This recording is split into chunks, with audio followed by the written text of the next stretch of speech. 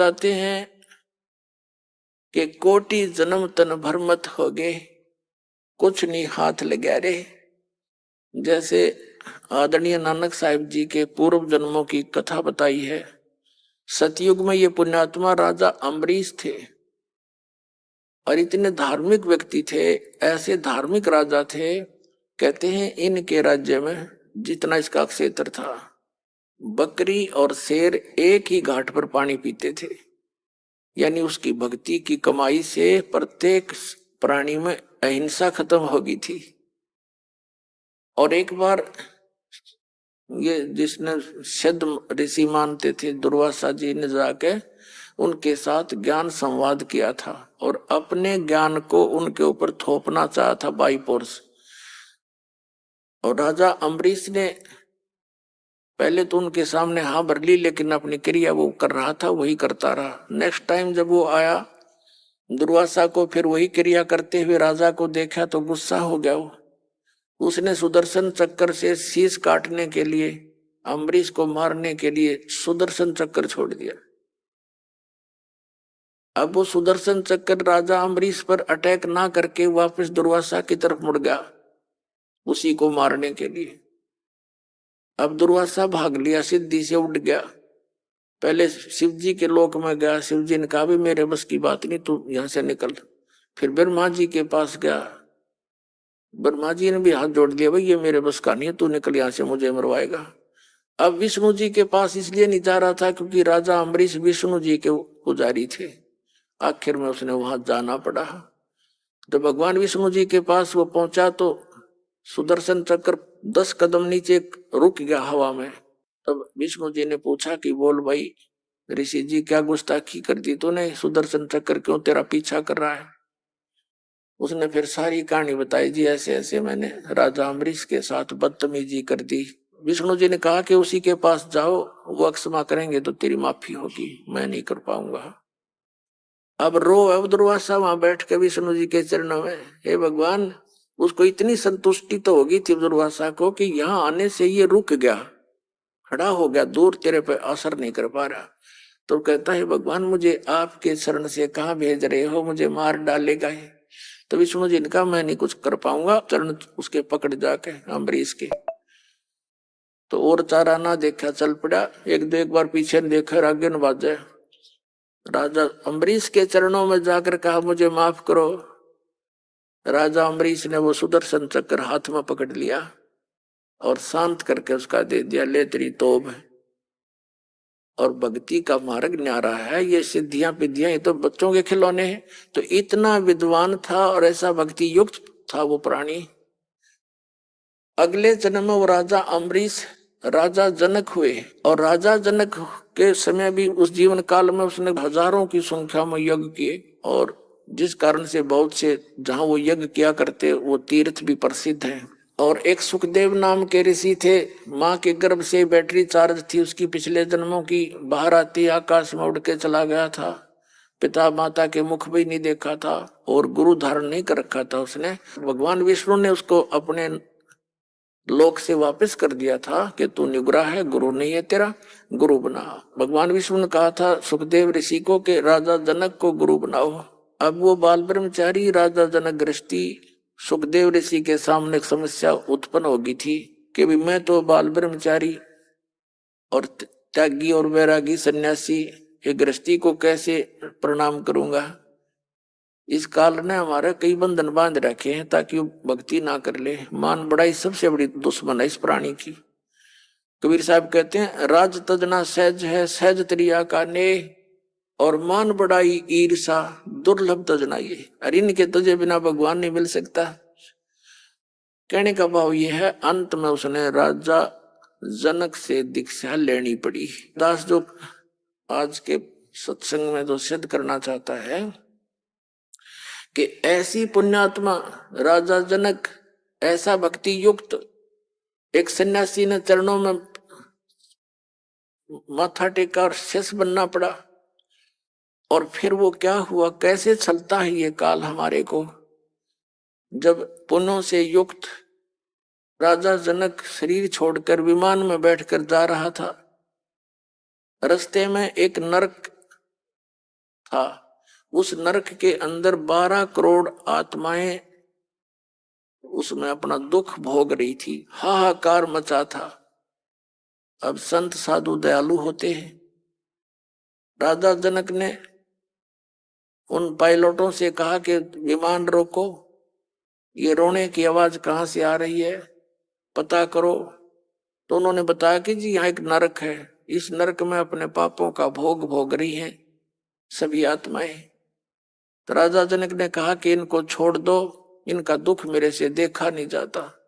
तो पार्षदों ने जो साथ आए हुए थे भगवान के दूत, उन्होंने कहा कि नहीं राजा, यहाँ आपका हुक्म नहीं चलता, यहाँ तो धर्मराज के आदेश से सब कुछ होता है।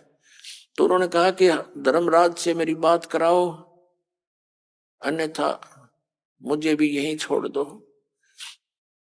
ये सारी समस्या धर्मराज के पास फोन किया उन्होंने। धर्मराज ने कहा कि राजन आप आ जाओ, इनका अपना कर्म इनके भोगना ही पड़ता है, तो जैसा कर्म प्राणी करता है उसको भोगना पड़ेगा, आप अपने स्वर्ग में जाओ। राजा जनक ने कहा कि नहीं, या तो इन सबको छोड़ दो, ना मुझे भी इसी में डाल दो, मैं नहीं जा सकता आगे। अब धर्मराज आ गया वहां पर। उसने एक विकल्प रखा कि राजन एक विकल्प है इसका, आप अपने पुण्य इनको दान कर दो, संकल्प कर दो, फिर हम इनको निकाल देंगे इस नरक से। तो राजा जनक ने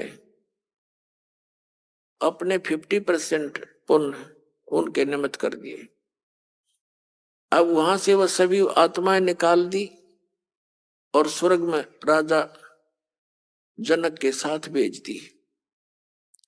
अपने आत्माओं, जब तक राजा जनक द्वारा दिए गए पुण्य एवरेज में सबके बांटा आए, वो पुण्य रहेंगे तब तक तो वो रहेंगे स्वर्ग में, और जो पाप उन्होंने भोगने थे वो शेष हैं, वापस फिर वो आकर अपना नरक फिर भोगेंगे। और उधर से राजा जनक 50% का उसका झाड़ा ले लिया, वो खाली कर दिया। अब फिर बाकी का समय अपना स्वर्ग में व्यतीत करके वही पुण्यात्मा नानक जी बने। श्री नानक देव जी सिख धर्म के प्रवर्तक पहले राजा बने, राजा अम्बरीश, राजा जनक, सैकड़ों लाखों नौकर सैनिक उनके नौकर होते थे, और फिर स्वयं पिछले पुण्य अक्षीण हो जाने से वो स्वयं एक सुल्तानपुर के अंदर नवाब के यहाँ स्वयं नौकर लगे हैं। अब देखो परमात्मा की फिर रजा, जो जन मेरी शरण है ताका हूं मैं दासे, गेल गेल लाग्या फिरूं जब तक धरती आकाश। अब जैसे सतयुग त्रेता द्वापर में ये प्राणी तकरीबन आस्था मालिक में रखते हैं, गणे से दुखी ना होते हैं, और कलयुग में पाछे फिर इनकी सारी पुण्य पिछले तकरीबन समाप्त हो लेते हैं, और जो साधना ये करेंगे उनसे आगे बेनिफिट होना नहीं, क्योंकि वो शास्त्र विरुद्ध है। तो परमात्मा ने ये समय इसलिए सिलेक्ट किया था कि इस समय सबकी बुद्धि ठिकाना आ जाएगी और ज्ञान समझ लेंगे, और मैं जो मार्ग बताऊंगा उससे इनको सुख मिलेगा जो भगवान से मिला करता है, तो मुझे आसानी से पहचान लेंगे। तो नानक साहब जी को परमात्मा के स्वयं मिले बेई नदी पर, और सचखंड लेकर गए, वहां की सारी व्यवस्था दिखाई, तो वापस छोड़ा। उसी दिन से नौकरी भी त्याग दी। ऐसी लगन लगी उस मालिक की। और फिर ये बताया कि मैं काशी में आया हुआ, धानक रूप में, जुलाहे रूप में वहां रहता हूँ, आ जाना। जब वहां जाकर दे काशी में जुलाहे धानक के रूप में क्रिया करते हुए उसी परमात्मा को जिसको सतलोक में देखा था, तब कहा था फाई सूरत मुलुकी वेश ए ठगवाड़ा ठगी देश खरा सियाना बोता भारी, लोगों धानक रूप रहा करता, ये बैठा भगवान, ये बैठा परमात्मा। हाँ, फिर उसकी कोई नहीं माने, क्योंकि वहां जुलाहों की कॉलोनी में सब इकट्ठे हो गए और कहे देख पंजाब का व्यक्ति पागल हो गया, नीरू के बेटे को भगवान बतावे।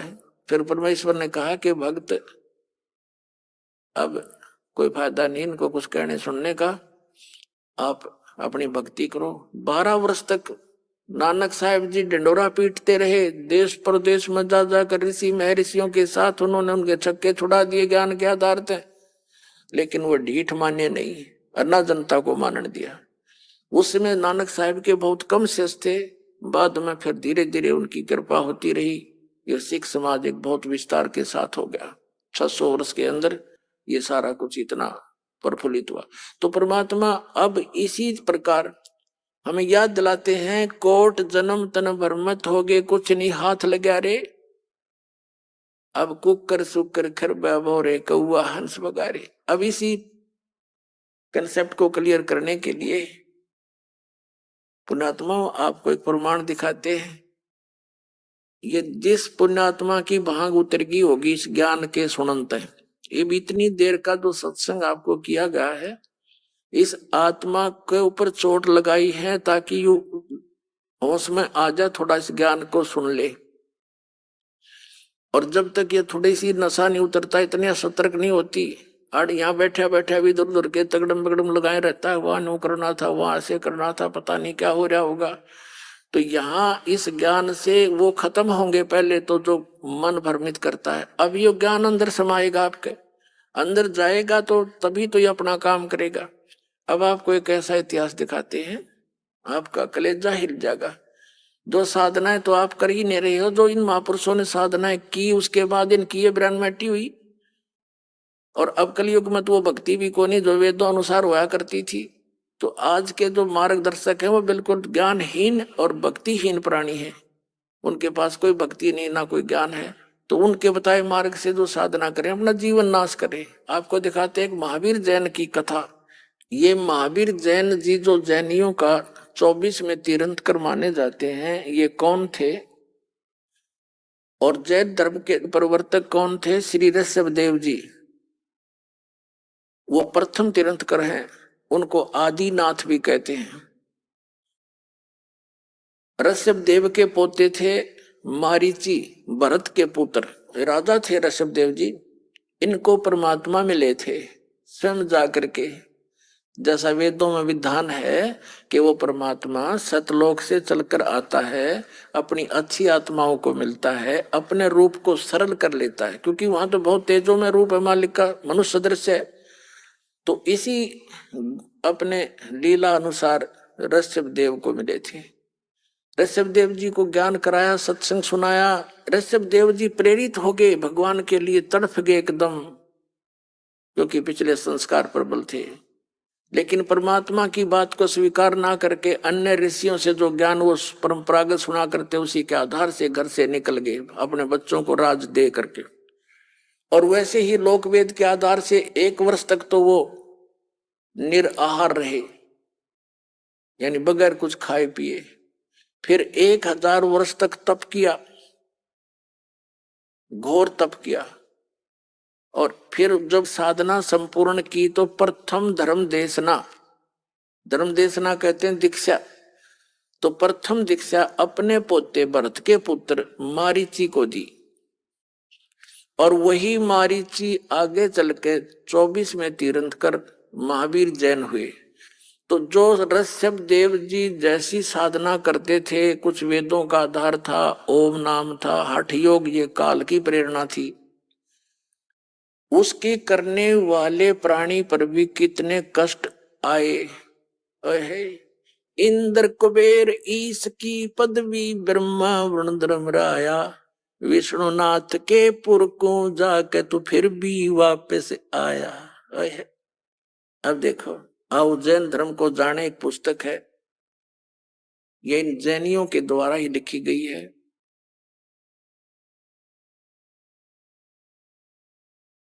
प्रवीण चंद्र जैन M.A. शास्त्री इसके लेखक हैं। आओ जैन धर्म को जाने, ये है लिखेंगे प्रवीण चंद्र जैन M.A. शास्त्री, जम्बू द्वीप हस्तिनापुर। प्रकाशक है श्रीमती सुनीता जैन, जम्बू द्वीप हस्तिनापुर, मेरठ उत्तर प्रदेश में।